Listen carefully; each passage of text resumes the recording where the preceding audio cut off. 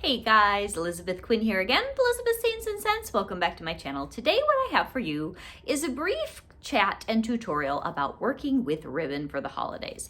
Behind me I have my Christmas tree with just enough decor on it. I'm kind of in like step 2. First we did the lights, now we're working on putting in the bulbs.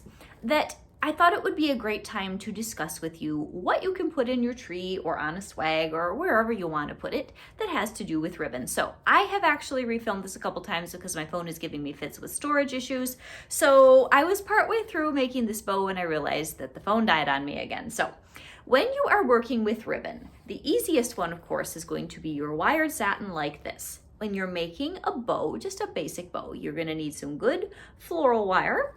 And you're going to want to take your loops, make nice big plump loops like this, and twist each of those loops down and then pinch it tight in your fingers.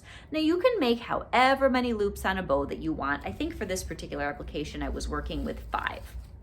So you pinch and twist and then hold them in your finger. And then on the other side, we'll do that again. We'll pinch and we'll twist. Now we're gonna take the rest of that floral wire that we started. We're gonna wrap it all the way around to get a nice, beautiful bow, nice and secure so that the loops do not pop out. Then you're gonna take the ends of your wire, you're gonna twist those together nice and tight. And we're going to create some nice curly loops. That's why you want wired ribbon on our bow. Now this bow could go nicely into the tree. It could go on a swag. It could go many places. I'm going to clean up the ends on this. So where did my scissors run off to in the middle of all this? Maybe I'm not going to clean up the ends, but I can show you on another bow what I was doing beforehand. Okay, you're going to make nice fishtails, which means that you're going to take your ribbon, you're going to crease it in half, and you're going to cut it on an angle like this, and it will give you a beautiful, beautiful bow. So I'm going to tuck the 2 of these into the tree. Now these, just for example's sake, are slightly different sizes, but you could put smaller ones at the top, bigger ones at the bottom. You could do all 7 loopers for a 7.5 foot like this guy.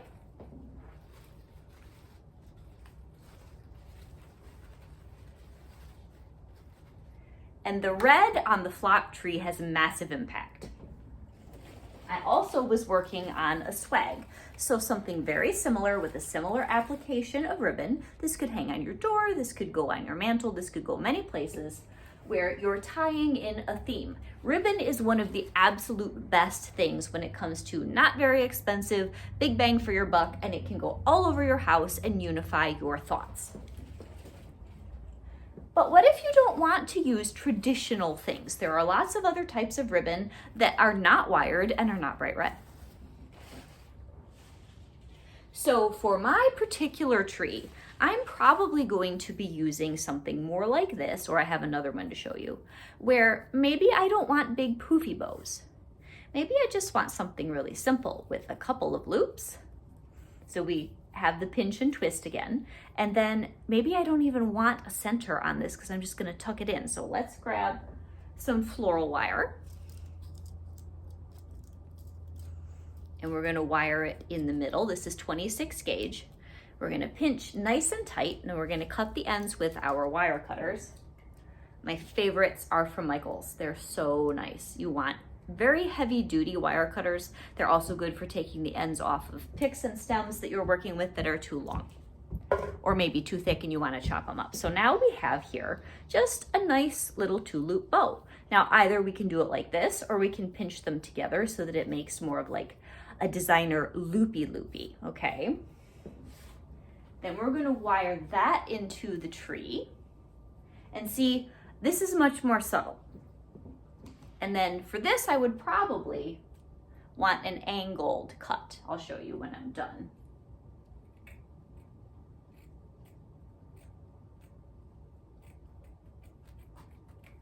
Rather than a fishtail.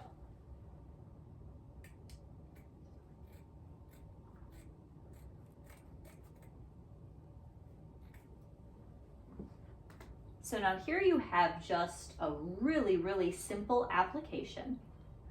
And again, you would repeat that all over the tree. So for this, I'd probably make maybe 9 of this type of loop, put them all over, and then up at the top, you could take 2 or 3 of these and make yourself a much larger bow and cascade some ends down. And there's one more type of ribbon I wanted to show you.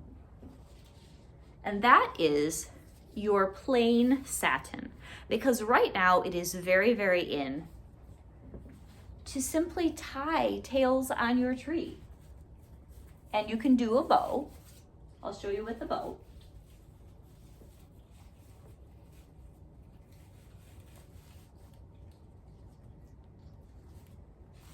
Then pay attention to the little details like which side of the ribbon is facing out and how it hangs.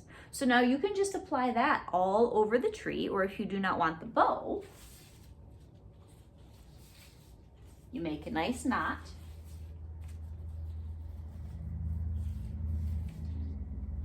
And then this is important. You're really going to want to look at how you lay that ribbon cascading down your branches, because that's going to give you that puddly luxe look that is so beautiful. So those are different things that you can do with your ribbon. And then the most like traditional and difficult application are all the poofy swoops that you can put through your tree.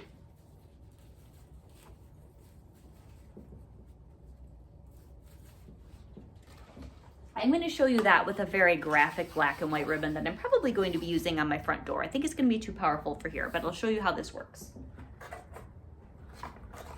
So I'm just going to cut a section of this. And good ribbon is a must, guys. It's just so important. You really can't get away with cheap if you're going to do this type of application. Okay, so now with this, we're going to pinch. And this is sort of the decorator's technique style. You're going to poke that in there, and you should wire it in for the case of this. I'm not going to. And then these big puffy swoops. This is where the drama is.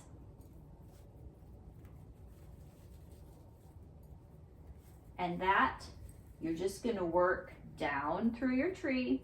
And then when you get to the end, you're going to cut a fishtail. And you could do an angled bias cut, but fishtails I think are best for this.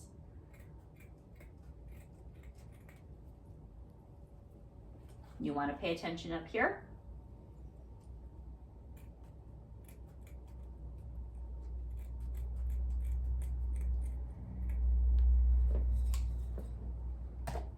And you would do runs of ribbon like this all the way around the tree. For this one, I would probably do at least 5. And you're going to wire, or you can tuck in with the actual branches themselves on a tree that's not as stiff as this. And you're going to get this flowing cascade of ribbon, and that is one of the things that you see in all the magazines. It's really not that difficult. You can also do it by layering a couple of ribbons. So for the sake of example here, I have a really nice simple burlap. And I have a plain, no, this one's not wired. Whoops. But because the wired one underneath will support it, we can get away with it, okay? You've got a plain ribbon, and you've got a wired burlap ribbon. And you can do the same thing. And then you could do your layers of tucks into your tree like this. Now I'll show you the ribbon that I actually have for this tree. This is a premium ribbon. The holy grail of ribbon companies is D. Stevens. And this is a beautiful double-sided real velvet and gold ribbon. Yes, I paid a pretty penny for this. And yes, I'm being very, very careful with it. This one is so gorgeous. I'm not even going to be doing any of the normal things with it. I'm actually going to be running ribbon cascade curls. Whoops. Sculptural curls, probably throughout my tree, or at least up at the top. And I don't dare cut it yet because I don't know how many of them I need and where. But when you get the premium ribbons, then you have to be very careful with them. You can get the ones that are appliqué and they have the lace and they have the sequins and the pearls. Those last a lifetime as long as you're good to them, and they have such impact. You don't need an awful lot. So I hope that that was helpful. And then there are other things that have similarity to ribbon. like beads. Beads have been such a big deal for the last few years. I think we're going away from that a little bit as we're adding more of the velvet ribbon. But here's another one of those things where it's just all about the drape, guys.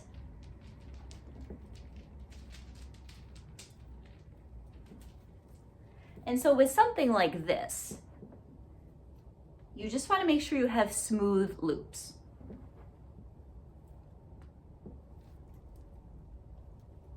And some trees are friendlier to this type of an application than others. This one's super dense, so we don't tend to do beads in it because it doesn't hang very well. Some of the more open trees do beautifully with the bead application. So it really isn't all that difficult to be working with ribbon. If you have more trouble shaping it, make sure you get wired. If you really want to go kind of funky and chunky, don't go with the ribbons. Go with something like the beads. Make sure that you are looking at how much you need for your tree. So for a tree like this, I need at least 3 rolls of 10 yards, sometimes 4 or 5, depending on exactly what I'm doing and where. And if you have a very high impact color, you may not need as much as you would if you were going to use something super neutral like this. So this is Elizabeth with Elizabeth's Scenes and Scents on how you work with ribbon in your tree and on your swags. Have a great day, guys. Bye-bye.